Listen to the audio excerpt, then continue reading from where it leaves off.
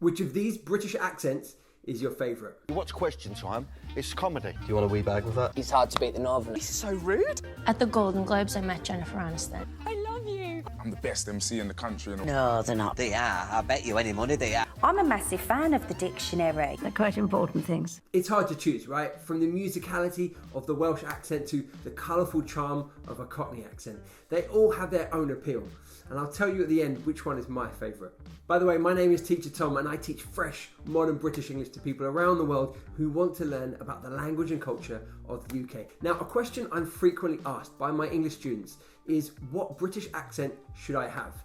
And that's a complicated question to answer, but I'm going to try and give it a go here. You see, in the UK, there's so much prejudice around accents. Ask any Brit and they will have very strongly held beliefs and opinions about accents. Which ones sound sexy, clever, stupid, trustworthy, dodgy, etc.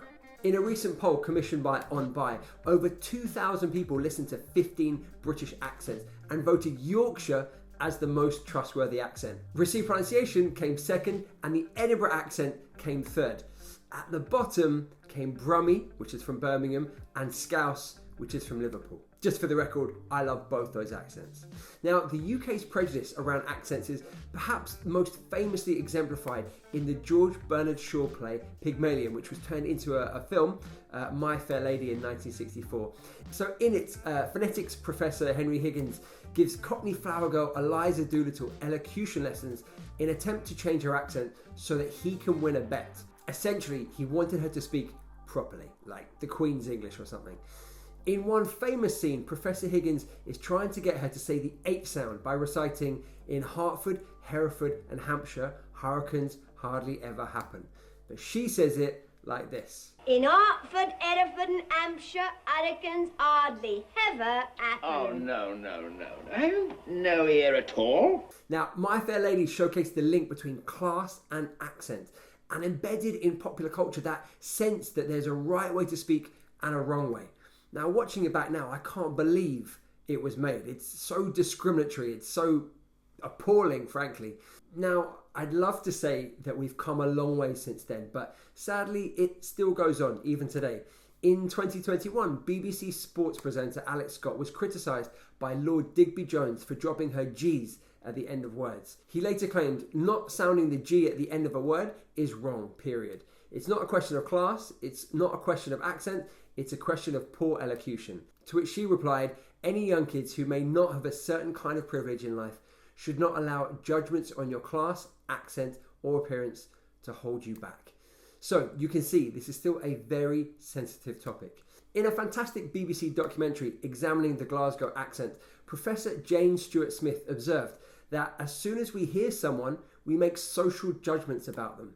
We make the connection between certain speech styles and particular stereotypes. For example, someone dropping their T sound might be considered less educated. For the record, I drop my T's quite a lot.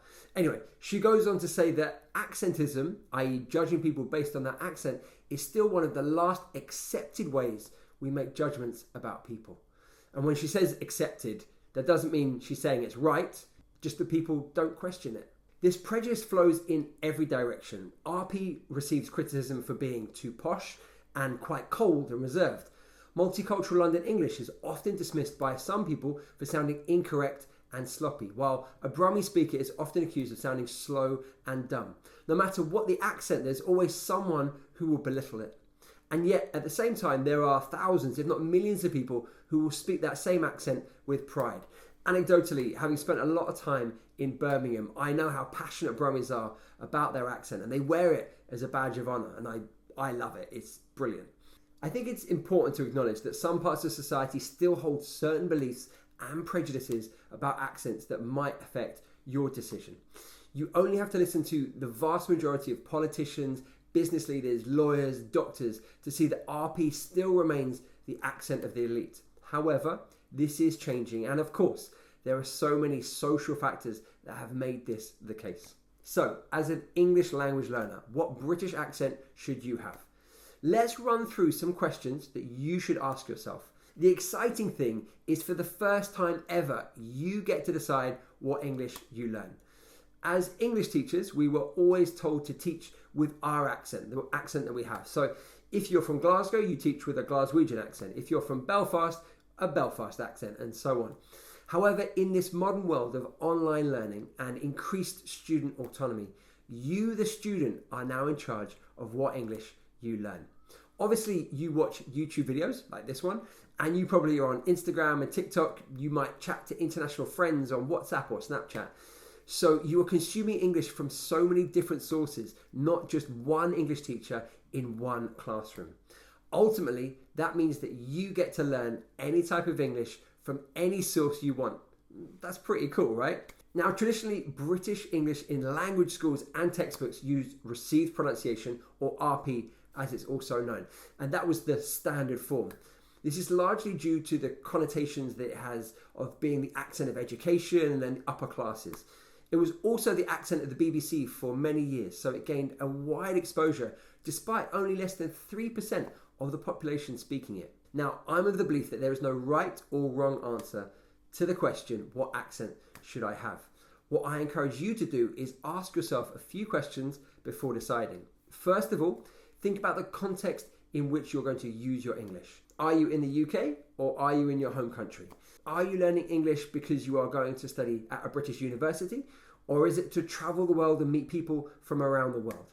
Perhaps you have a British partner and you plan to move to the UK one day, or maybe you're already here. Whatever the answer, use it as a starting point.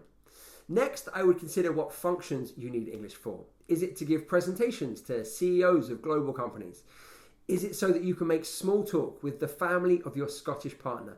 Is it so that you can rap in English?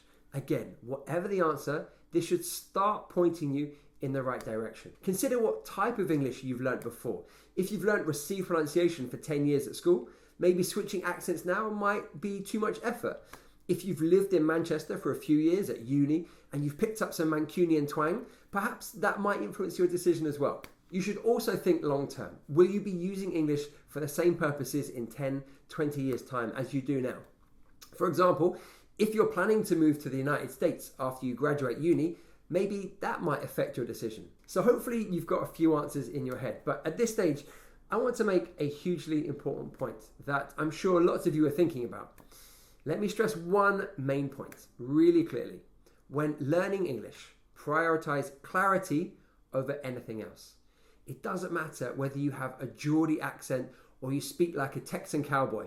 If you aren't clear in spoken English, then you'll find it hard to communicate with the world around you. Our jobs as language learners is to communicate our thoughts as clearly as possible in a way that feels right to us. The accent you have shouldn't define you. The clarity of your communication is your priority. Now, personally, I love hearing the influences of someone's first language in their English. Your accent is your own personal story. It's a badge of honor that you carry around with you wherever you go. Now, I understand why some learners will say they want to get rid of their accent completely. But personally, I love hearing a little inflection of Spanish or Japanese or whatever it might be in someone's speech. It's who you are, right? And that's something special. Now, another important thing to mention is that accents aren't fixed. We switch between them all the time. It's called code switching. Now, when I used to chat to my grandma, I swear I sound like Prince William chatting to the Queen. Oh, hello, Grandma. I do hope we'll have snow this Christmas. But then I'd go to a football match with my mates and I'd turn into a full Cockney. Come on, lads, who's getting around in?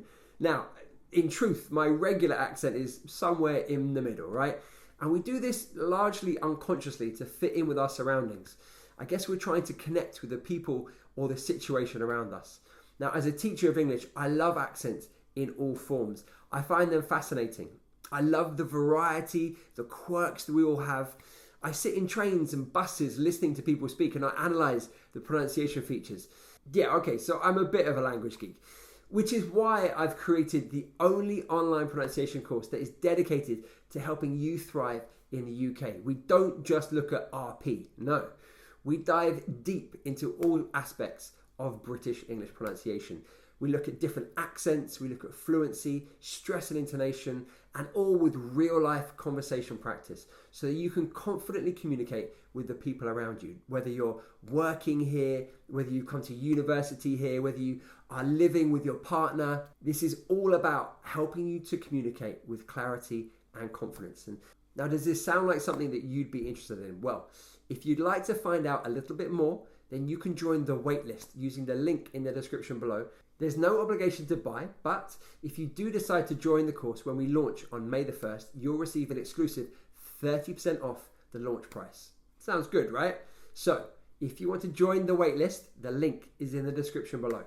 So, in summary, please think carefully about the context you are using your English before deciding on an accent.